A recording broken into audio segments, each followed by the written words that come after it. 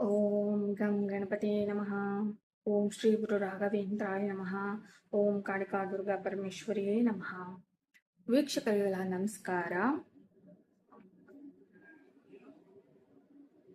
ಹಿಂದೂ ಧರ್ಮ ಅನ್ನೋ ಯೂಟ್ಯೂಬ್ ಚಾನಲ್ಗೆ ತಮ್ಮೆಲ್ಲರಿಗೂ ಸ್ವಾಗತ. ಇಂದಿನ ಸಂಚಿಕೆಯಲ್ಲಿ ಪ್ರತಿ ಲಗ್ನದಲ್ಲಿ ಅಂದ್ರೆ ಜಾತಕದ 12 ಲಗ್ನಗಳಲ್ಲಿ ರಾಹು ಸ್ಥಿತನಾಗಿದ್ದಾಗ ಯಾವೆಲ್ಲ ಶುಭ ಫಲಗಳನ್ನ ಕೊಡ್ತಾನೆ, ಹಾಗೆ ಯಾವೆಲ್ಲ ದುಷ್ಪರಿಣಾಮಗಳನ್ನು ಉಂಟು ಮಾಡ್ತಾನೆ ವ್ಯಕ್ತಿಯ ಜೀವನದಲ್ಲಿ, ಹಾಗೆ ಈ ರಾಹುವಿನ ದೋಷಕ್ಕೆ ಪರಿಹಾರ ಏನು ಅಂತಕ್ಕಂಥ ಸಂಪೂರ್ಣವಾದ ಮಾಹಿತಿಯನ್ನ ಇಂದಿನ ಸಂಚಿಕೆಯಲ್ಲಿ ತಿಳಿಯೋಣ ಬನ್ನಿ. ಇನ್ನು ಮೇಷಲಗ್ನದಲ್ಲಿ ರಾಹು ಸ್ಥಿತನಾಗಿದ್ದಾಗ ಅವನು ಅತ್ಯಧಿಕ ಧೈರ್ಯಶಾಲಿಯಾಗಿರ್ತಾನೆ ಹಾಗೂ ಸಾಹಸ ಪ್ರವೃತ್ತಿಯನ್ನು ಹೊಂದಿರ್ತಾನೆ. ನಾಯಕತ್ವ ಗುಣಗಳು ಹೆಚ್ಚಾಗಿ ಇರುತ್ತೆ. ಹಾಗೆ ಇವರಿಗೆ ಮೈನಸ್ ಪಾಯಿಂಟ್ ಅಥವಾ ವೀಕ್ನೆಸ್ ಅಂದ್ರೆ ಕೋಪದಿಂದ, ಅಸಹನೀಯ ವರ್ತನೆಯಿಂದ ಇವರು ತುಂಬಾ ಸಂಬಂಧಗಳನ್ನ, ತುಂಬಾ ವ್ಯಕ್ತಿಗಳನ್ನ ಕಳ್ಕೊಂಡಿರ್ತಾರೆ. ಮತ್ತೆ ಬೇಗ ನಿರ್ಧಾರಗಳನ್ನ ತಗೊಂಡ್ಬಿಡ್ತಾರೆ, ದುಡುಕು ನಿರ್ಧಾರಗಳನ್ನ ತಗೊಂಡ್ಬಿಡ್ತಾರೆ. ಅದು ಕೂಡ ಜೀವನಕ್ಕೆ ಅಥವಾ ವ್ಯಕ್ತಿಗೆ ಒಳ್ಳೆಯದಲ್ಲ ಅಂತಾನೆ ಹೇಳ್ಬೋದು. ಇನ್ನು ಮೇಷಲಗ್ನದಲ್ಲಿ ರಾಹು ಸ್ಥಿತನಾದಾಗ ವಿದೇಶ ಯೋಗ ಬಲವಾದದ್ದು. ಆದ್ರೆ ಒಂದು ಬಾರಿ ಜಾತಕವನ್ನ ವಿಶ್ಲೇಷಣೆ ಮಾಡಿದ್ರೆ ನಮ್ಗೆ ತಿಳಿಯುತ್ತೆ ಆ ಯೋಗ ಇದೆಯಾ ಇಲ್ವಾ ಅಂತ. ಇನ್ನಷ್ಟು ಹಲವು ಯೋಗಗಳನ್ನ ನೋಡ್ಬೇಕಾಗುತ್ತೆ ವಿದೇಶ ಯೋಗಕ್ಕೆ. ಜನರಲ್ ಆಗಿ ಮೇಷಲಗ್ನದಲ್ಲಿ ರಾಹು ಸ್ಥಿತನಾದಾಗ ವಿದೇಶ ಯೋಗ ಬಲವಾದದ್ದು. ನಂತರ ರಾಹು ಸ್ಥಿತನಾಗಿದ್ದಾಗ ಮೇಷಲಗ್ನದವರಿಗೆ ಶತ್ರುಗಳನ್ನು ನಾಶ ಮಾಡುವಂತ ಶಕ್ತಿ ರಾಹು ಕೊಡ್ತಾನೆ. ಆದ್ರೆ ಮೇಷಲಗ್ನದಲ್ಲಿ ರಾಹು ಸ್ಥಿತನಾದಾಗ ವೈವಾಹಿಕ ಜೀವನದಲ್ಲಿ ಅತೃಪ್ತಿ, ಅಸಂತೋಷ, ಜಗಳಗಳು ಹೆಚ್ಚಾಗಿ ಆಗಿ ಇವರ ಜೀವನದಲ್ಲಿ ನೆಮ್ಮದಿ ಕೊಂಚ ಕಡಿಮೆ ಇರುವಂತದ್ದು. ನಂತರ ರಾಜಕೀಯ, ಸೇನಾ, ಕ್ರೀಡೆಗಳಲ್ಲಿ ಹಾಗೂ ಪೊಲೀಸ್ ವೃತ್ತಿಗಳಲ್ಲಿ ಇಂತಹ ವ್ಯಕ್ತಿಗಳು ಅತ್ಯಧಿಕ ಯಶಸ್ಸನ್ನ ಗಳಿಸುವಂತೆ ರಾಹು ಸಹಾಯ ಮಾಡುವಂಥದ್ದು. ವೃಷಭ ರಾಶಿಗೆ ಅಧಿಪತಿ ಶುಕ್ರನ ಮನೆಯಲ್ಲಿ ರಾಹು ಸ್ಥಿತನಾದಾಗ ಭೌತಿಕ ಸುಖ, ಆಸ್ತಿ, ಹಣದ ಅತ್ಯಧಿಕ ಆಸೆ ಆಗುತ್ತೆ. ಹೆಚ್ಚಾಗಿ ಇಂತಹ ವ್ಯಕ್ತಿಗಳು ಹೇಗಿರ್ತಾರೆ ಅಂದ್ರೆ, ನಾನು ಹೆಚ್ಚಾಗಿ ದುಡ್ಡು ಸಂಪಾದನೆ ಮಾಡಬೇಕು, ದೊಡ್ಡ ಬಂಗ್ಲೆ ಬೇಕು, ಮಕ್ಕಳಿಗೆ, ಮೊಮ್ಮಕ್ಕಳಿಗೆ, ಹೆಂಡತಿಗೆ ಅತ್ಯಧಿಕವಾದಂಥ ಆಸ್ತಿ ಐಶ್ವರ್ಯವನ್ನ ಮಾಡಿರ್ಬೇಕಂತ ದುರಾಸೆ ಜಾಸ್ತಿಯನ್ನ ಹೊಂದಿರ್ತಾರೆ. ಹಾಗೆ ವೃಷಭ ಲಗ್ನದಲ್ಲಿ ರಾಹು ಸ್ಥಿತನಾದಾಗ ಹೆಚ್ಚಾಗಿ ಕಲೆ, ಸಂಗೀತ, ಫ್ಯಾಷನಿಂಗ್ ಡಿಸೈನರ್ ಆಗಿರ್ತಕ್ಕಂಥದ್ದು ಅಥವಾ ಫ್ಯಾಷನ್ ಡಿಸೈನರ್ ಅಥವಾ ಮಾಡೆಲಿಂಗ್, ಫ್ಯಾಷನ್ ಕ್ಷೇತ್ರದಲ್ಲಿ ಇವರು ಇಂತಹ ವ್ಯಕ್ತಿಗಳು ಹೆಚ್ಚಿನ ಸಾಧನೆಯನ್ನ ಮಾಡ್ತಾರೆ. ಹಾಗೆ ಇವರಿಗೆ, ಇಂತಹ ವ್ಯಕ್ತಿಗಳಿಗೆ ಪ್ರೀತಿಯಲ್ಲಿ ಗೊಂದಲ ಇರ್ತಕ್ಕಂಥದ್ದು, ದ್ವಂದ್ವವಾಗಿ ಇರ್ತಾರೆ. ಹೆಚ್ಚಾಗಿ ಪ್ರೀತಿಯಲ್ಲಿ ಮೋಸ ಆಗ್ತಕ್ಕಂಥದ್ದು. ಇಂತಹ ವ್ಯಕ್ತಿಗಳಿಗೆ ಪ್ರೀತಿಯಲ್ಲಿ ಮೋಸ, ತುಂಬಾ ಪ್ರೀತಿ ಮಾಡಿರ್ತಾರೆ, ಅವರು ಮೋಸ ಮಾಡಿ ಹೊರಟೋಗ್ಬಿಡ್ತಾರೆ. ಇನ್ನು ಈ ರೀತಿಯಾಗಿ ಸಮಸ್ಯೆಗಳು ಉಂಟಾಗ್ತಕ್ಕಂಥದ್ದು. ಹಾಗೆ ಇಂತಹ ವ್ಯಕ್ತಿಗಳು ಧನ ಅಥವಾ ವ್ಯವಹಾರದಲ್ಲಿ ತುಂಬಾ ಬುದ್ಧಿವಂತರಾಗಿರ್ತಾರೆ. ಆದ್ರೆ ಅತಿಯಾದ ಶುಕ್ರ ಬಲ ಇದ್ರೆ ಇವರಿಗೆ ಅಪಾರವಾದಂತ ಐಶ್ವರ್ಯ ಜೀವನದಲ್ಲಿ ರಾಹು ತಂದುಕೊಡ್ತಾನೆ. ಇದು ಬಹಳ ಶುಭ ಅಂತ ಹೇಳ್ಬಹುದು. ನಂತರ ಪ್ರೀತಿಯ ವಿಷಯದಲ್ಲಿ ಕೆಲವೊಂದು ಯೋಚನೆ ಮಾಡಿ ನಿರ್ಧಾರವನ್ನು ತಗೊಂಡು ನೀವು ಪ್ರೀತಿ ಮಾಡೋರ ವ್ಯಕ್ತಿಯನ್ನ ನಂಬೋದು, ಬಿಡೋದು ಒಳ್ಳೆಯದು. ಈಗ ಮಿಥುನ ಲಗ್ನದಲ್ಲೇನಾದ್ರೂ ರಾಹು ಸ್ಥಿತನಾಗಿದ್ದಾಗ ಯಾವೆಲ್ಲ ಫಲಗಳನ್ನ ಕೊಡ್ತಾನೆ ಅಂತಕ್ಕಂಥದ್ದನ್ನ ತಿಳಿಯೋಣ. ಮೊದಲನೇದಾಗಿ ಜಾತಕದಲ್ಲಿ ರಾಹು ಬುಧ ಒಟ್ಟಿಗೆ ಇದ್ರೆ ಬ್ರಹ್ಮಾಂಡ ಸಿದ್ಧಿ ಯೋಗ ಉಂಟಾಗ್ತಕ್ಕಂಥದ್ದು. ಆದ್ರೆ ಇಲ್ಲಿ ಲಗ್ನದ ಬಗ್ಗೆ ಮಾತಾಡ್ತಾ ಇರೋದ್ರಿಂದ ಮಿಥುನ ಲಗ್ನದಲ್ಲಿ ಯಾರೆಲ್ಲ ಹುಟ್ಟಿದ್ದೀರಾ ಅವರಿಗೆ ಏನಾದ್ರೂ ರಾಹು ಬುಧನ ಮನೆಯಲ್ಲಿ ಸ್ಥಿತನಾಗಿದ್ದಾಗ ಇದು ಒಂದು ರೀತಿಯಲ್ಲಿ ಬಹಳ ಉತ್ತಮ ಫಲಗಳನ್ನ ಕೊಡುತ್ತೆ, ಒಂದು ರೀತಿಯಲ್ಲಿ ಒಳ್ಳೆಯದು ಅಂತಾನೆ ಹೇಳ್ಬಹುದು. ಇಂತಹ ವ್ಯಕ್ತಿಗಳು ಅತಿಯಾದ ಬುದ್ಧಿವಂತರಾಗಿರ್ತಾರೆ, ತೀಕ್ಷ್ಣ ಬುದ್ಧಿ, ಮಾತಿನಲ್ಲಿ ಚತುರರಾಗಿರ್ತಾರೆ, ಬರಹದಲ್ಲೂ ಸಹ ಯಶಸ್ಸನ್ನು ಕಾಣುವಂತ ಯೋಗವನ್ನ ರಾಹು ತಂದುಕೊಡ್ತಾನೆ. ಹೀಗೆ ಇಂತಹ ವ್ಯಕ್ತಿಗಳು IT ಕೆಲಸದಲ್ಲಾಗಿರ್ಬೋದು, ಮೀಡಿಯಾ ವೃತ್ತಿಗಳಲ್ಲಾಗಿರ್ಬೋದು, ಯೂಟ್ಯೂಬ್, ಪತ್ರಿಕೋದ್ಯಮ ಹಾಗೂ ಕಾನೂನು ಕ್ಷೇತ್ರಗಳಲ್ಲಿ ಅತ್ಯಧಿಕವಾಗಿ ಸುಲಭವಾಗಿ ಯಶಸ್ಸನ್ನ ಪಡೆಯುವಂತಹ ಯೋಗವನ್ನ ರಾಹು ತಂದುಕೊಡ್ತಾನೆ. ಆದರೆ ಅಣ್ಣ ತಂಗಿರ ಜೊತೆ, ಸಹೋದರ ಸಹೋದರಿಯರ ಜೊತೆ ಅತ್ಯಂತ ಕಲಹ ಮಾಡಿಕೊಡ್ತಾನೆ ರಾಹು. ಹಾಗಾಗಿ ಅದಕ್ಕೆ ಒಂದು ಪರಿಹಾರ ಮಾಡ್ಕೊಳ್ಬೇಕಾಗುತ್ತೆ.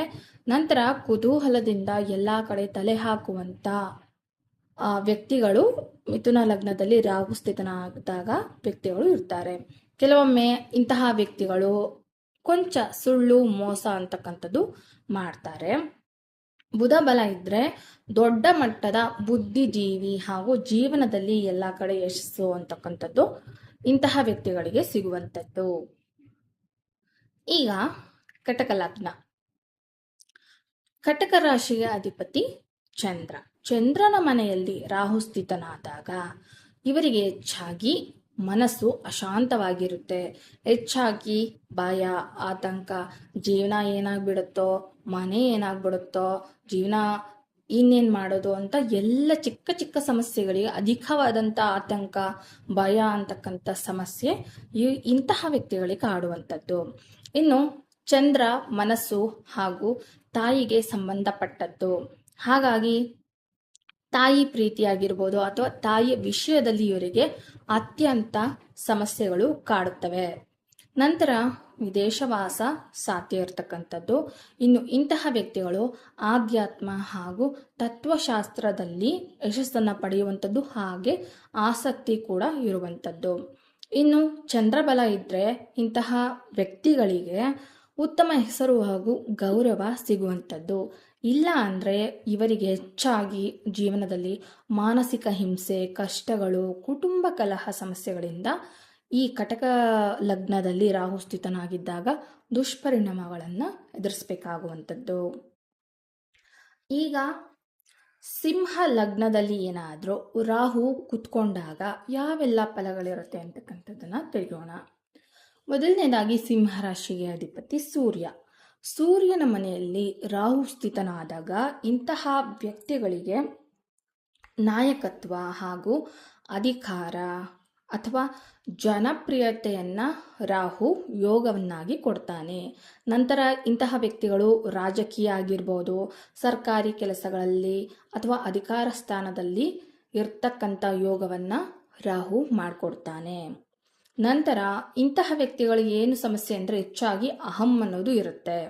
ಯಾಕೆಂದರೆ ರಾಜಕೀಯ ಆಗಿರ್ಬೋದು, ಸರ್ಕಾರಿ ಕೆಲಸ ಆಗಿರ್ಬೋದು, ಮೊದಲೇ ಸಿಂಹ ರಾಶಿಗೆ ಮೊದಲನೇ ಸಮಸ್ಯೆ ಏನಪ್ಪ ಅಂತಂದರೆ ನಾನು ಅಂತಕ್ಕಂಥ ಅಹಂಕಾರದ ಸಮಸ್ಯೆಯಿಂದಾಗಿ ಎಷ್ಟೋ ಸಂಬಂಧಗಳನ್ನು ಕಳ್ಕೊಂಡಿರ್ತಾರೆ, ಎಷ್ಟೋ ವ್ಯಕ್ತಿಗಳನ್ನು ಕಳ್ಕೊಂಡಿರ್ತಾರೆ. ಹಾಗಾಗಿ ಇದೊಂದನ್ನು ನೀವು ಕಡಿಮೆ ಮಾಡಿಕೊಂಡ್ರೆ ಬಹಳ ಚೆನ್ನಾಗಿ ಜೀವನದಲ್ಲಿರ್ತೀರ. ಹಾಗಾಗಿ ಅಹಂಕಾರ ಹೆಚ್ಚಾಗಿ ಇರೋದ್ರಿಂದ ಎಷ್ಟೋ ಕಡೆ ನಿಮ್ಮ ಕೀರ್ತಿಗೆ ಹಾನಿಯಾಗ್ತಕ್ಕಂಥದ್ದು ಹಾಗೂ ತಂದೆ ಮಗನ ಸಂಬಂಧದಲ್ಲಿ ಸಮಸ್ಯೆಗಳನ್ನು ಉಂಟಾಗ್ತಕ್ಕಂಥದ್ದು. ಇನ್ನೇನಾದರೂ ಸಿಂಹ ಲಗ್ನದವರಿಗೆ ರಾಹು ಸ್ಥಿತನಾಗಿದ್ದಾಗ ಸೂರ್ಯ ಬಲ ಇದ್ದರೆ ಇಂತಹ ವ್ಯಕ್ತಿಗಳು ಜೀವನದಲ್ಲಿ ಹಾಗೂ ಸಮಾಜದಲ್ಲಿ ಮಹಾನ್ ನಾಯಕತ್ವ, ಮಹಾನ್ ವ್ಯಕ್ತಿಯಾಗಿ ಹೆಸರನ್ನು ಮಾಡುವಂತಹ ಯೋಗವನ್ನು ರಾಹು ಕೊಡ್ತಾನೆ. ನಂತರ ಕನ್ಯಾ ಲಗ್ನ. ಕನ್ಯಾ ರಾಶಿ ಅಧಿಪತಿ ಬುಧ ಹಾಗೂ ಕನ್ಯಾ ಲಗ್ನದಲ್ಲಿ ಏನಾದರೂ ನಿಮಗೆ ರಾಹು ಸ್ಥಿತನಾಗಿದ್ದಾಗ ಇಂತಹ ವ್ಯಕ್ತಿಗಳಿಗೆ ವಿಶ್ಲೇಷಣಾ ಶಕ್ತಿ, ಲೆಕ್ಕ ಮತ್ತು ವೈದ್ಯಕೀಯ ಉದ್ಯೋಗಗಳು ಹಾಗೂ ಸಂಶೋಧನೆಯಲ್ಲಿ ತೊಡಗಿರ್ತಾರೆ. ವಿದೇಶಿ ಭಾಷೆ ಮತ್ತು ಗಣಿತ ವಿಷಯದಲ್ಲಿ, ಜ್ಞಾನ ಕ್ಷೇತ್ರದಲ್ಲಿ ಇವರು ಹೆಚ್ಚಾಗಿ ಯಶಸ್ಸನ್ನು ಪಡೆಯುವಂಥ, ಕೀರ್ತಿಯನ್ನು ಸಂಪಾದನೆ ಮಾಡುವಂತಹ ಯೋಗವನ್ನು ರಾಹು ಕೊಡ್ತಾನೆ. ಆದರೆ ಇವರಿಗೆ ಆರೋಗ್ಯದಲ್ಲಿ ಹೆಚ್ಚಾಗಿ ಸಮಸ್ಯೆಗಳನ್ನು ಕಾಡುವಂಥದ್ದು. ಆರೋಗ್ಯ ಸಮಸ್ಯೆಗಳು ಏನಪ್ಪ ಅಂದರೆ ಚರ್ಮಕ್ಕೆ ಸಂಬಂಧಪಟ್ಟಂತೆ ಅಲರ್ಜಿ ಸಮಸ್ಯೆ ಆಗಿರ್ಬೋದು ಅಥವಾ ಹೊಟ್ಟೆಗೆ ಸಂಬಂಧಪಟ್ಟಂತೆ ಏನಾದರೂ ಒಂದು ಆರೋಗ್ಯ ಸಮಸ್ಯೆಗಳು ದೊಡ್ಡ ಮಟ್ಟದಲ್ಲಿ ಸಮಸ್ಯೆಯನ್ನು ರಾಹು ಸಮಸ್ಯೆಯಾಗಿ ಕೊಡ್ತಾನೆ. ಆದರೆ ಇವರಿಗೆ ಶತ್ರುಗಳ ಮೇಲೆ ಜಯವನ್ನು ಸಾಧಿಸುವಂಥ ಯೋಗವನ್ನು ರಾಹು ಮಾಡಿ ಕೊಡ್ತಾನೆ. ಇನ್ನು ಈ ರೀತಿ ಸ್ಥಿತನಾಗಿದ್ದಾಗ ಬುಧನ ಬಲವಿದ್ದರೆ ಇಂತಹ ವ್ಯಕ್ತಿಗಳು ಕನ್ಯಾ ಲಗ್ನದವರು ಪಂಡಿತರಾಗಿ ಅಥವಾ ವಿಜ್ಞಾನಿಯಾಗಿ ಯಶಸ್ಸನ್ನು ಜೀವನದಲ್ಲಿ ಪಡೆಯಬಹುದು.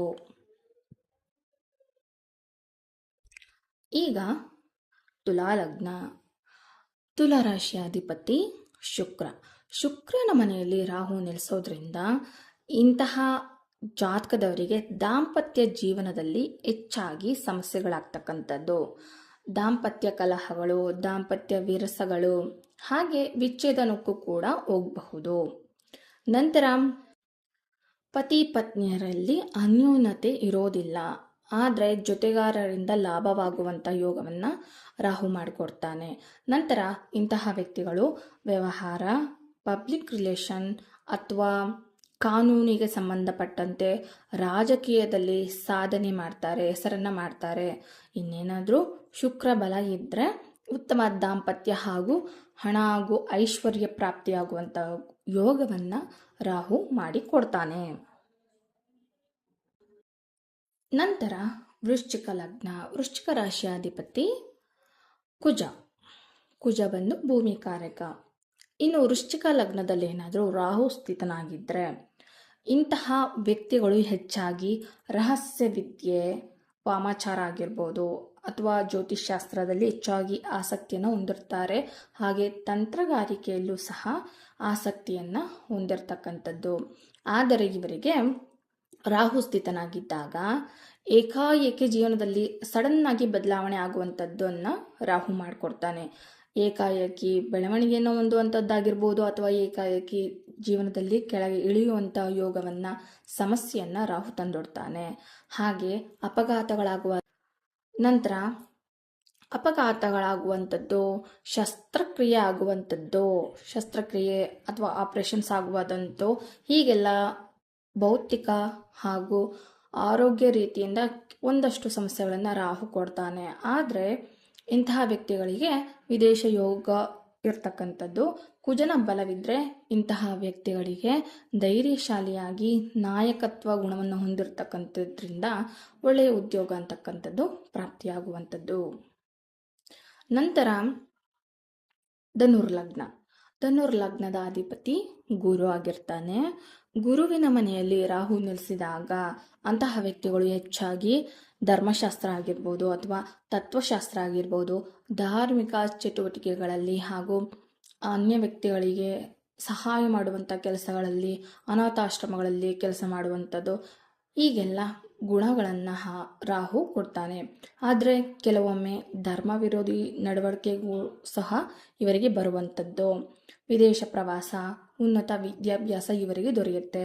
ಇನ್ನೇನಾದರೂ ಜಾತಕದಲ್ಲಿ ಗುರುಬಲ ಇದ್ದರೆ ಧಾರ್ಮಿಕ ಚಟುವಟಿಕೆಗಳಿಗೆ ನಾಯಕನಾಗಿ ಹಾಗೂ ಒಬ್ಬ ಜೀವನದಲ್ಲಿ ಒಳ್ಳೆಯ ಗುರು ಆಗಿ ಇಂತಹ ವ್ಯಕ್ತಿಗಳು ಕೆಲಸವನ್ನು ಮಾಡಬಹುದು. ಇನ್ನು ಗುರು ಏನಾದರೂ ಜಾತಕದಲ್ಲಿ ಚೆನ್ನಾಗಿಲ್ಲ, ದುಸ್ಥಾನದಲ್ಲಿದ್ದರೆ, ಗುರು ಕೆಟ್ಟಿದ್ರೆ ಜಾತಕದಲ್ಲಿ, ಇಂತಹ ವ್ಯಕ್ತಿಗಳಿಗೆ ತಪ್ಪು ನಂಬಿಕೆ, ಭ್ರಮೆಗಳ ಸಮಸ್ಯೆಯಿಂದ ಬಳಲ್ತಾರೆ. ಈಗ ಮಕರ ಲಗ್ನದ ರಾಶ್ಯಾಧಿಪತಿ ಶನಿ ಮನೆಯಲ್ಲಿ ನಿಮಗೇನಾದರೂ ರಾಹು ಕೂತ್ಕೊಂಡ್ರೆ ಇಂತಹ ವ್ಯಕ್ತಿಗಳಿಗೆ ವ್ಯವಹಾರದಲ್ಲಿ ಪ್ರಭಾವ ಬೀರುವಂತೆ ರಾಹು ನೋಡ್ಕೊಳ್ತಾನೆ. ಹಾಗೆ ಮಕರ ರಾಶಿಯಲ್ಲಿ ರಾಹು ನೆಲೆಸಿದಾಗ ಅಪಾರ ಪರಿಶ್ರಮದ ಜೀವನ ಇವರದ್ದಾಗಿರುತ್ತೆ. ಸರ್ಕಾರಿ ಕೆಲಸ ಅಥವಾ ಜನಪ್ರಿಯತೆ ಹೊಂದುವಂಥ ವ್ಯಕ್ತಿಯಾಗಿ ರಾಹು ಯೋಗವನ್ನು ತಂದುಕೊಡ್ತಾನೆ. ಹಾಗೆ ಜೀವನದಲ್ಲಿ ಒಳ್ಳೆಯ ಅಧಿಕಾರ ಸ್ಥಾನ ನಿಮಗೆ ಸಿಗುತ್ತೆ. ಇನ್ನೇನಾದರೂ ಪರ್ಸ್ನಲ್ ಜಾತಕದಲ್ಲಿ ಏನಾದರೂ ಕುಂಡಲಿಯಲ್ಲಿ ಶನಿ ಬಲ ಇದ್ದರೆ ನಿಮಗೆ ಜೀವನದಲ್ಲಿ ದೊಡ್ಡ ಸ್ಥಾನ ಅಥವಾ ದೊಡ್ಡ ಸಾಧನೆಯನ್ನು ಮಾಡುವಂಥ ಯೋಗ ರಾಹು ಕೊಡ್ತಾನೆ. ಇಲ್ಲದಿದ್ದರೆ ಜೀವನದಲ್ಲಿ ತೊಂದರೆ ಹಾಗೂ ಜನರ ವಿರೋಧಿಯಾಗಿ ಇಂತಹ ವ್ಯಕ್ತಿಗಳು ಜೀವನವನ್ನು ನಡೆಸಬೇಕಾಗುತ್ತೆ. ಇನ್ನು ನಂತರ ಕುಂಭ ಲಗ್ನದಲ್ಲಿ ರಾಹು ನೆಲೆಸಿದಾಗ, ಕುಂಭ ಲಗ್ನದಲ್ಲಿ ಏನಾದರೂ ರಾಹು ಸ್ಥಿತನಾದಾಗ ಯಾವೆಲ್ಲ ಫಲಗಳಿರುತ್ತೆ ಅಂತಕ್ಕಂಥದ್ದು ತಿಳಿಯೋಣ. ಕುಂಭ ಲಗ್ನದವರಿಗೂ ಸಹ ರಾಶ್ಯಾಧಿಪತಿ ಶನಿ, ಅವನು ಕರ್ಮಕಾರಕ ಆಗಿರೋದ್ರಿಂದ ಕುಂಭ ಲಗ್ನದಲ್ಲೇನಾದರೂ ರಾಹು ಸ್ಥಿತನಾದರೆ ಸ್ನೇಹಿತರಿಂದ ಕೆಲವೊಮ್ಮೆ ಲಾಭವಾಗುವಂಥದ್ದು, ಇನ್ನು ಕೆಲವೊಮ್ಮೆ ಮೋಸವಾಗುವಂಥ ಕೆಲಸವನ್ನು ರಾಹು ಮಾಡ್ತಾನೆ.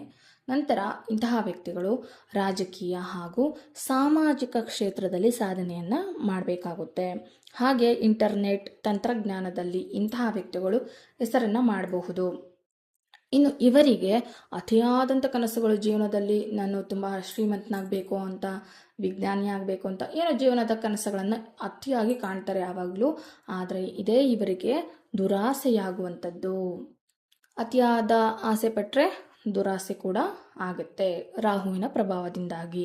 ನಂತರ ಜಾತಕದಲ್ಲೇನಾದರೂ ಶನಿ ಬಲ ಇಲ್ಲ ಅಂದರೆ ನಿಮಗೆ ಜೀವನದಲ್ಲಿ ತುಂಬ ಆರೋಗ್ಯ ಸಮಸ್ಯೆಗಳಾಗಿರ್ಬೋದು ಅಥವಾ ಜೀವನದಲ್ಲಿ ಸಾಕಷ್ಟು ಸಮಸ್ಯೆಗಳು ದುಃಖಗಳು ಆಗುತ್ತೆ.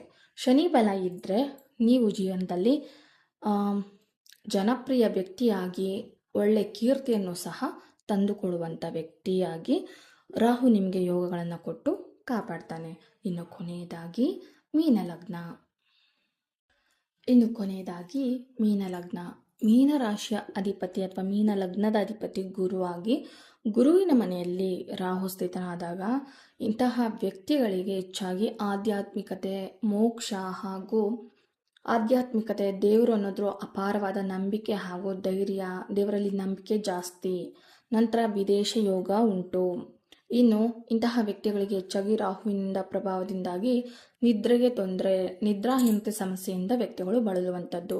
ಹಾಗೆ ಖರ್ಚು ಜಾಸ್ತಿ, ಜೀವನದಲ್ಲಿ ಹೆಚ್ಚಾಗಿ ಖರ್ಚುಗಳನ್ನು ಮಾಡ್ತಕ್ಕಂಥದ್ದು. ಇನ್ನು ಇಂತಹ ವ್ಯಕ್ತಿಗಳಿಗೆ ಆಸ್ಪತ್ರೆ ಹಾಗೂ ಕೋರ್ಟ್ ಖರ್ಚುಗಳು ಜಾಸ್ತಿ ಇರುತ್ತೆ ರಾಹುವಿನ ಪ್ರಭಾವದಿಂದಾಗಿ. ಇದಕ್ಕೆ ನೀವು ಪರಿಹಾರ ಮಾಡ್ಕೊಳ್ಬೇಕಾಗುತ್ತೆ. ಇನ್ನು ಇಂತಹ ವ್ಯಕ್ತಿಗಳಿಗೆ ಗುರುಬಲ ಇದ್ದರೆ ಮೀನರಾಶಿಯಲ್ಲಿ ಅಥವಾ ಮೀನ ಲಗ್ನದಲ್ಲಿ ರಾಹು ಸ್ಥಿತನಾಗಿ ಗುರುಬಲ ಇರೋದ್ರಿಂದ ಜೀವನದಲ್ಲಿ ಇಂತಹ ವ್ಯಕ್ತಿಗಳು ಮಹಾನ್ ಆಧ್ಯಾತ್ಮಿಕ ವ್ಯಕ್ತಿಯಾಗಿ ಹೆಸರನ್ನು ಮಾಡ್ತಾರೆ. ಗುರುಬಲ ಇಲ್ಲ ಅಂದರೆ ಇಂತಹ ವ್ಯಕ್ತಿಗಳು ಜೀವನದಲ್ಲಿ ಹೆಚ್ಚಾಗಿ ಮೋಸ ಹೋಗ್ತಕ್ಕಂಥದ್ದು, ಜೀವನದಲ್ಲಿ ನಿರಾಸೆಯಿಂದ ದುಃಖಕ್ಕೀಡಾಗುವಂಥದ್ದು, ಹಾಗೆ ಜೀವನದಲ್ಲಿ ಹೆಚ್ಚಾಗಿ ಭ್ರಮೆಯಿಂದ ಬಳಲ್ತಕ್ಕಂಥ ವ್ಯಕ್ತಿಗಳಾಗಿ ರಾಹು ನಿಮಗೆ ತೊಂದರೆಯನ್ನು ಮಾಡ್ತಾನೆ. ಇಷ್ಟು ದ್ವಾದಶ ಲಗ್ನಗಳಲ್ಲಿ. ಇನ್ನು ರಾಹುವಿಗೆ ಯಾವೆಲ್ಲ ಪರಿಹಾರ ಮಾಡ್ಕೊಳ್ಬೇಕು ಅಂತಪ್ಪ ಅಂತಂದರೆ, ನಿತ್ಯ ನೀವು ಓಂ ಬ್ರಾಂ ಬ್ರೀಂ ಬ್ರೌಂ ಸಹ ರಾಹವೇ ನಮಃ ಅಂತೇಳಿ ಪ್ರತಿನಿತ್ಯ ಜಪ ಮಾಡಬೇಕು 108 ಸಾರಿ. ಇನ್ನು ಯಾರಾದರೂ ಕಾಮೆಂಟ್ ಹಾಕಿ ನಿಮಗೆ ಮಂತ್ರ ಬೇಕು ಅಂದರೆ ಖಂಡಿತ ನಾನು. ಇನ್ನು ರಾಹುವನ್ನು ನೇರವಾಗಿ ಆರಾಧಿಸೋದಕ್ಕೆ ಆಗೋದಿಲ್ಲ, ಹಾಗಾಗಿ ತಾಯಿ ದುರ್ಗೆ ಮತ್ತು ಕಾಲಭೈರವನನ್ನು ಪೂಜೆ ಮಾಡೋದು ತುಂಬಾ ಶ್ರೇಷ್ಠ ಅಂತಕ್ಕಂಥದ್ದು ನನ್ನ ಅನಿಸಿಕೆ. ಇನ್ನು ಶಾಸ್ತ್ರದಲ್ಲಿ ತಿಳಿಸಿರೋ ಹಾಗೆ ರಾಹು ಅತ್ಯಂತ ಅಸುರ ತತ್ವ ಹೊಂದಿರತಕ್ಕಂಥ ಗ್ರಹ ಹಾಗೂ ಅಶುಭ ಗ್ರಹ ಆಗಿರೋದ್ರಿಂದ ಕಾಳಿ, ಭೈರವ, ನಾಗಾರಾಧನೆ ಮಾಡೋದು ಕೂಡ ಸೂಕ್ತ ಹಾಗೂ ಶ್ರೇಷ್ಠ.